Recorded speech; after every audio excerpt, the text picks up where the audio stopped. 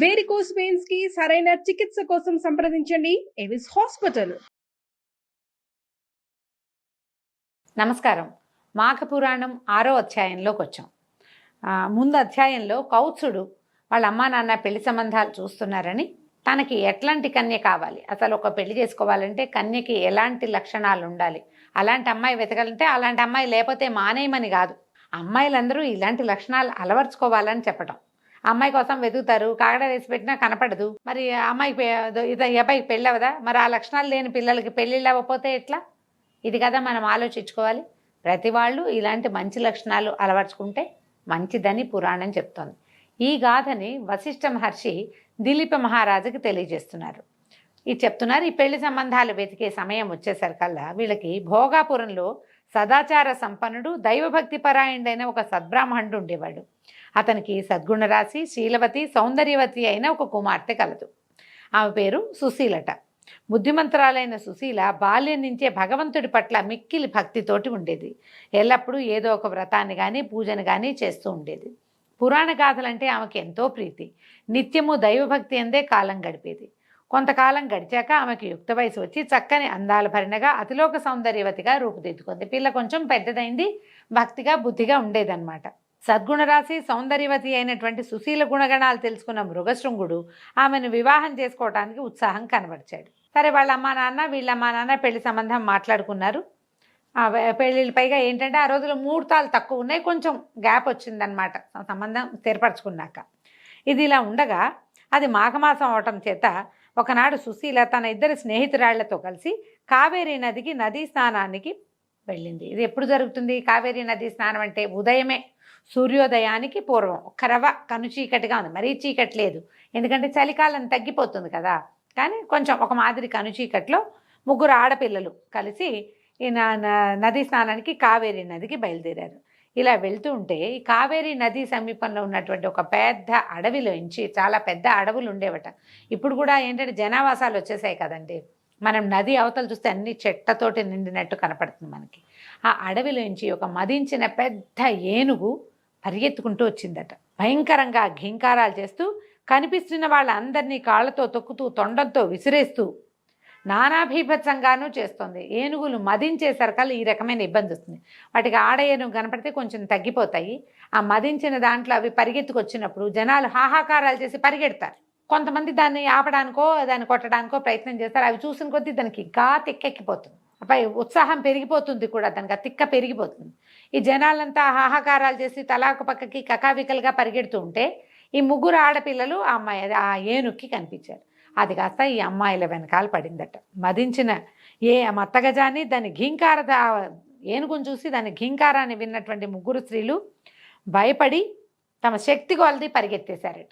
నదీ తీరంలో ఉన్నారు, ఇక పిచ్చెక్కినట్టు పరిగెత్తారు. ఎటు పరిగెడుతున్నారో తెలియకుండా, ముందు వెనక చూడకుండా దూరంగా ఏ ఆచ్ఛాదన లేని ఒక దిగుడు బావిలో పడిపోయి మరణించారు. ముగ్గురు అమ్మాయిలు పరిగెత్తారు, మధ్య మధ్యలో చేతులు కూడా పుచ్చుకుని ఉండుంటారు. అంతా కలిసి ఆచ్ఛాదన లేని ఒక దిగుడు బావి ఉంటే బావిలోంచి దిగితే ఏమవదు, దిగితే మరణించరు. వీళ్ళు చూసుకోలేదు అది దిగచ్చని, అదని తెలియలే వాళ్ళకి. ఒక రకమైన పరుగులో ఉన్నారనమాట. బావికి కనుక పైకి ఇట్లా గోడ ఉంటే బావి తగిలి ఆగిపోయేవాళ్ళు. వీళ్ళు బావి దగ్గర ఏ గోడ లేదు, అది ఇట్లా దిగడానికి వీలుగా ఉన్నది. దిగుంటే రక్షింపబడేవాళ్ళు. దిక్కండా ఒకే పరుగు మీద వెళ్ళేసరికల్లా ఒక్కసారి దూకినట్లుగా అయిపోయి అందులో పడిపోయారు ముగ్గురు. ఆమె చాలా లోతుగా ఉంటుందట అది దిగుడు బావి. ఎన్నో వందల మెట్లు ఉన్నటువంటి ఆ బావిలో పడిపోయి అనామకంగా పాపం దిక్కు లేకుండా మరణించారు.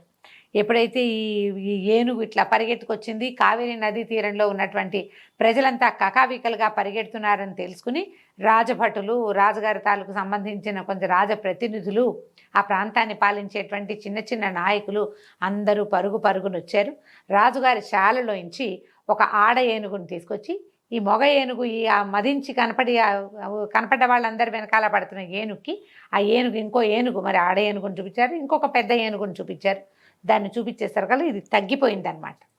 తగ్గిపోయిన ఆ ఏనుగుని బంధించి ఎవరెవరికి దెబ్బలు తగిలినాయో ఈ సంరక్షణ అంతా చేయటం మొదలుపెట్టారు. క్రైసిస్ మేనేజ్మెంట్ చేస్తారు కదా, మరి ఎవరెవరికి దెబ్బలు తగిలిన వాళ్ళు, కొంతమంది పడిపోయిన వాళ్ళు అది బురదలోకి తొక్కేసింది, కొంతమందిని తొండంతో విసిరేసింది, కొంతమంది వాళ్లే పరిగెడుతూ ఏదో పక్కకి విడిపోయి కాళ్ళు చేతులు విరక్కొట్టేసుకున్న వాళ్ళు ఉన్నారు. నానా గందరగోళంగా తయారైంది నదీ తీరం అంతా. పొద్దున్నే కదా అందరూ మాఘ స్నానాలకు వచ్చిన వాళ్ళు చాలామంది ఉన్నారు. భక్తులు, తపస్సులు, యోగులు, మునులతో పాటుగా సామాన్య ప్రజానీకం కూడా చాలా ఉన్నది. ఈ మొత్తం అదంతా ప్రోగ్రామ్ అంతా సెట్ అయ్యి చూసేసరికల్లా ఇంకా చుట్టుపక్కల వెతికితే ఎవరో చెప్పారు, ఒక 3 అమ్మాయిల దిగుడు బాబు వైపు పరిగెత్తారు అని. ఈ లోపల ఎవరెవరి సంతానము, పిల్లలో, ఇంట్లో ఉన్న వాళ్ళు, పెద్దవాళ్ళు నది తీరానికి వచ్చారో వాళ్ళంతా వెతుక్కుంటూ వచ్చారు. ఈ వెతుకుంటున్న వాళ్ళకి దిగుడు బావిలో పడిపోయి ఉన్నటువంటి ఆ 3 ఆడపిల్లల శరీరాలు కనిపించాయి. ఈ పైకి తెలిసేసరికి ఆ సంగతి తెలిసి వాళ్ళ తల్లిదండ్రులు బావి వద్దకు వచ్చి మృతదేహాలని పైకి తీసి దిక్కులు పిక్కటెళ్ళేలాగా ఏడటం మొదలుపెట్టారు, అయ్యో అని. మృగశృంగుడి కూడా ఈ వార్త తెలిసింది. పరుగున వచ్చాడు. మరి పెళ్లి కుదుర్చుకున్నారు. అందులో ఒక అమ్మాయి ఇతని కాబోయే భార్య. ఈ రోధిస్తున్న వాళ్ళ బంధువులు చూసి చలించిపోయాడు. ఎంత దుఃఖం వచ్చిందో అతనికి. ఆ విషాదమైన దృశ్యం చూసి చాలా హృదయం కలిచేసింది. ఎందుకు ఇట్లా జరిగింది, ఎలాగైనా వీళ్ళని బతికించాలని నిర్ణయించుకొని వాళ్ళ తల్లిదండ్రులతోటి ఏం చెప్పాడంటే, ఈ మృతదేహాల్ని ఖననం కానీ దహనం కానీ చేయదు. వీళ్ళు కన్యకలే, 3 వివాహం కాని వాళ్ళు.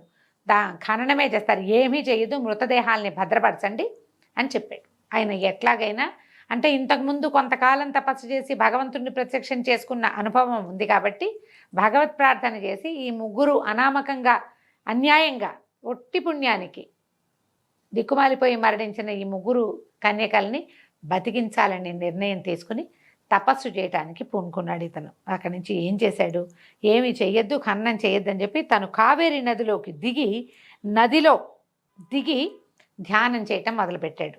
ఇంతలో ఆ ఏనుగు కాస్త లొంగి వాళ్ళతో పాటు వెళ్తున్నట్టుగా ఉన్నది. మళ్ళీ పిచ్చి పట్టినట్టుగా పిచ్చిగా భీకరంగా ఘీంకారం చేసుకుంటూ ఈ నీళ్లలో తపస్సు చేసినటువంటి మృగశృంగుడి దగ్గర నీటిలోకి పరిగెత్తుకుంటూ వచ్చిందనమాట. ఈయన నీళ్లలో కూర్చున్నాడు, నీటి అడుగును కూర్చుని తపస్సు చేసుకుంటున్నాడు, ధ్యానం చేస్తున్నాడు. ఆ ఏనుగు తనని పట్టుకున్న తాళ్ళని మనుషుల్ని విదిలించేసి ఒక పెద్ద పెట్టుని పిచ్చెత్తిన దానిలాగా నీళ్లలోకి కావేరీ నదిలోకి పరిగెత్తుకుంటూ వచ్చింది. ఆ రావడం లోపల తపస్సు చేస్తున్నటువంటి మృగశృంగుడి దగ్గరకు వచ్చింది. మృగశృంగుడు చెలించలేదు, భయపడలేదు. తదేక ధ్యానంతో ధ్యానమే చేస్తూ ఉండిపోయాడు. ఈ ఏనుగు ఏమనుకుందో ఏం చేసింది, ఆ తన తొండంతో ఈ మృగశృంగుడిని పైకి లేపి తన వీపు మీద కూర్చోబెట్టుకుంది. ఏనుగులు చేస్తాయి కదా, కిందున్న తీసి తన మూపు మీద పెట్టుకుంటాయి. ఎప్పుడైతే ఈ పైకి పెట్టుకుందో ఈయన ఏమనుకున్నాడంటే, భయపడలా, ఇదంతా శుభసూచకమే, మన మంచికేనని ఆయన ఇట్లా నీళ్ళలోంచి చూస్తున్నాడు కదా, ఈ చేతుల్లోంచి ఇట్లా నీళ్లు తీసుకున్న నీళ్ళని మంత్రించి ఏనుగు కుంభస్థలం మీద చల్లాడట. ఎప్పుడైతే చల్లి అక్కడి నుంచి ఏం చేశాడు, 2 చేతులతో ఆ ధ్యానం కళ్ళు మూసుకునే ఉన్నాడు. ఆ ఏనుగు శరీరం అంతా చేతికి అందినంత మేర నిమిరాడు. మంత్రం పునశ్చరణ చేస్తూనే ధ్యాన మంత్రం, నారాయణ మంత్రం చేస్తున్నాడు. ఆయన ఏ మంత్రం చేస్తున్నాడో మనకు పురాణంలో చెప్పబడదు, కానీ తన అనుష్ఠానంలోనే మంత్ర జపం చేసుకుంటూనే ఈ ఏనుగుని ఒళ్ళంతా నిమిరేసరికల్ అంతే ఒక్కసారి ఆ ఏనుగట ఒక అత్యద్భుతమైన దేవతగా మారిపోయిందట. ఓ సద్బ్రాహ్మణ కుమార, నీ వల్ల నాకు శాప విమోచనం కలిగింది, ధన్యురాలిని అని మృగశృంగుడికి నమస్కారం చేసింది. ఎవరు ఏమిటి అని ప్రశ్నించేసరికల్లా నేను ఒక గంధర్వాంగనని, శాపవశాత్తు ఇట్లా ఏనుగుగా మారాను, ఎంతమందినో పొట్టను పెట్టుకున్నాను, కానీ నాకు విముక్తి లభించలేదు. నువ్వు ఎంతో తపస్శాలివి, తపస్సంపన్నుడివి, భగవంతుడిని నేత్రంతో మాంసనేత్రంతో దర్శించినటువంటి నీ వల్ల, నీ స్పర్శ వల్ల, నువ్వు చల్లిన నీటి వల్ల నాకు శాప విమోచనం అయిపోయింది అని పరిపరి విధాలుగా ఈయనకి నమస్కారాలు చేసి ఎన్నో కృతజ్ఞతలు చెప్పుకొని తన లోకానికి వెళ్ళిపోయింది. అయితే చూడండి, ఈయన మాఘ స్నానం చేయటం వల్ల ఆ నదిలో కూర్చుని తపస్సు చేస్తూ ఆ తన ధ్యాన ముద్రలో ఉన్నటువంటి తన చేతి నీరు తగిలేసరికల్లా ఈ ఏనుగుకి విముక్తి లభించింది అని చెప్తున్నారు. ఇప్పుడు చెప్తున్నారు ఋషి వశిష్ఠ మహాముని చెప్తున్నారు, దిలీప మహారాజా, మాఘ నదీ స్నానం ఎంతటి మహిమ కలదో, ఈ నదీ జలం ఒంటి మీద పడడంతో ఏనుగు శాప విమోచనం కలిగింది. ఇప్పుడు ఏనుగు నీళ్ళలోకి వెళ్ళినా శాప విమోచనం అయ్యేది, దానికి కొంచెం అంటే తిక్క తగ్గేది. కానీ ఎప్పుడైతే ఈయన అభిమంత్రించి జలాన్ని చల్లాడో దానివల్ల ఆమెకి శాప విమోచనం కూడా అయింది. మాఘమాసం నందు నదీ స్నానం ఎంతటి మహిమ కలదో తెలియటానికి ఈ నిదర్శనాలు చాలు. తర్వాత వృత్తాంతాన్ని కూడా చెప్తాను, శ్రద్ధగా వినమని చెప్పటం మొదలుపెట్టాడు. మళ్ళీ కొత్త కథ చెప్పబోతున్నాడు అనమాట. ఈ తన భార్యతో పాటు, అంటే తన కాబోయే భార్య అయినటువంటి సుశీలతో పాటు ఆమె స్నేహితురాళ్ళు 2 మరణిస్తే వాళ్ళని పునర్జీవితుల్ని చేయటం కోసం మన కౌత్సుడు చేస్తున్నటువంటి తపస్సు ఎలాంటి ఫలితాన్ని ఇచ్చిందో మనం వచ్చే భాగంలో తెలుసుకుందాం. సెలవు, నమస్కారం.